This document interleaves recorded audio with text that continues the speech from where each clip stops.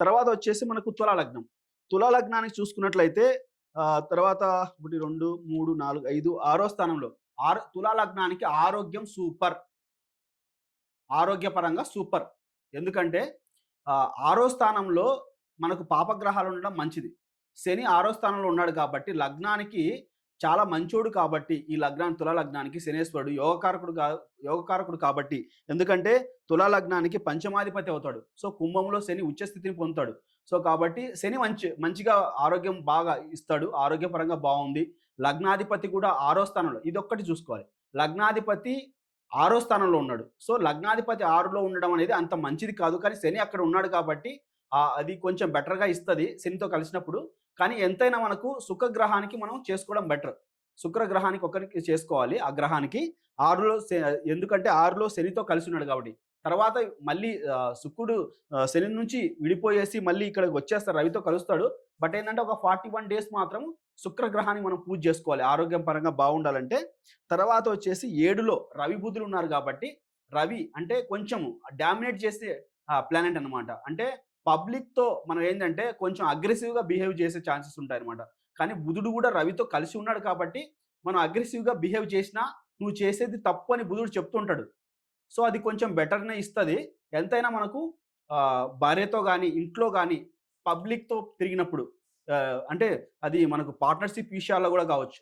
ఇంతకుముందు పార్ట్నర్‌షిప్ అంటే మనకు భార్య గూడా పార్ట్నర్‌షిప్ లాగానే అన్నమాట. బయట గూడా పార్ట్నర్‌షిప్పే. సో ఈ పార్ట్నర్‌షిప్ రిలేటెడ్ విషయాల్లో కొంచెం అగ్రెసివ్‌నెస్‌ని తగ్గించుకొని తెలివిగా ఆలోచించి పనులు చక్కబెట్టుకోవాలి. ఇంట్లో గాని, బయట గాని. బుధుడున్నాడు కాబట్టి కొంచెం అగ్రెసివ్‌నెస్‌గా ఎళ్దాం అనిపిస్తది. కానీ అక్కడ బుధుడు కంట్రోల్ చేయగలుగుతాడు. అంటే నువ్వు చేసేది తప్పు, ఆగు అని కొంచెం చెప్తుంటాడు. సో కాబట్టి అక్కడ కొంచెం బెటర్‌గా ఇస్తది. ఎంతైనా మనం ఈ రిలేషన్‌షిప్ విషయాలు గాని, పబ్లిక్ యాక్టివిటీతో గాని కొంచెం జాగ్రత్తగా ఉండడం మంచిదనమాట. ఆరోగ్యం బానే ఉంటుంది. కానీ శుక్రగ్రహము కొంచెం కొంచెం డిఫికల్ట్‌గా కనపడుతుంది. లగ్నాధిపతి, రాస్యాధిపతి 6లో ఉండడము.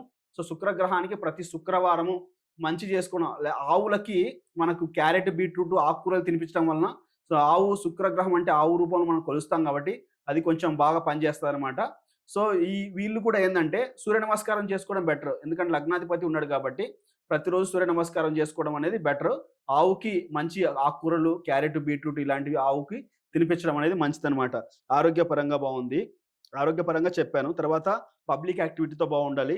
9వ స్థానంలో గురువు ఉన్నాడు కాబట్టి ఇక్కడ 9వ స్థానంలో గురువు ఉంటే ఇంతకుముందు పూర్వపుణ్యంలో అంటే పూర్వజన్మలో మనం పొందాల్సినవి ఏయైనా ఉన్నాయి అనుకుంటే, అంటే మనం సాధించాల్సినవి ఏదైనా ఉంటే ఆ విధంగా మనకు కొంచెం హెల్ప్ చేస్తాడు గురువు. భాగ్యం 9వ స్థానంలో ఉన్నప్పుడు కొంచెం మంచిదే. గురువు ఇక్కడ బాగా పనిచేస్తున్నాడు. శని బాగా పనిచేస్తున్నాడు వీళ్ళకి. శుక్రుడు కొంచెము 6లో ఉన్నాడు. అది పని చేయలేదు. రవి, బుధులు కొంచెం బాగలేరు. సో తర్వాత వచ్చేసి కుజుడు వచ్చేసి మనకు లాభంలోకెళ్ళిపోయాడు. అంటే దశమ స్థానంలోకెళ్ళిపోయాడు కుజుడు. సో కుజుడు దశమ స్థానంలో ఉండడం అనేది చాలా మంచిదే. కానీ కుజుడికి కర్కాటకం అనేది మామూలుగా జలతత్వంలో అంత బెటర్ రిజల్ట్ ఇయ్యడు కాబట్టి, ఈ లగ్నానికి యోగకారకుడు కాదు కాబట్టి నార్మల్‌గా కెరియర్‌లో అనేది నార్మల్ గ్రోత్‌ని చూసే ఛాన్సెస్ ఉన్నాయన్నమాట. సో కేతువు వచ్చేసి లాభంలో ఉన్నాడు. కేతువు లాభంలో ఉన్నట్లయితే ఈ పూజలు, పునస్కారాల వలన గుళ్ళు, గోపురాలు తిరిగే దాటి వలన మంచి ఫలితాన్ని పొందొచ్చనమాట. సో ఈళ్ళు కూడా ఏదైనా గుడికెళ్ళాలని, ఏదైనా పూజలు చేయాలనే ఆలోచనలు ఉన్నా గాని వీళ్ళు చేసుకోవచ్చు. అది. వీళ్ళకిచ్చే నేను రెమెడీ ఏందంటే, సూర్య నమస్కారం ఈళ్ళు చేసుకోవాలి. శుక్రగ్రహానికి ఈళ్ళు చేసుకోవాలి. ఆ 2 రెమెడీస్.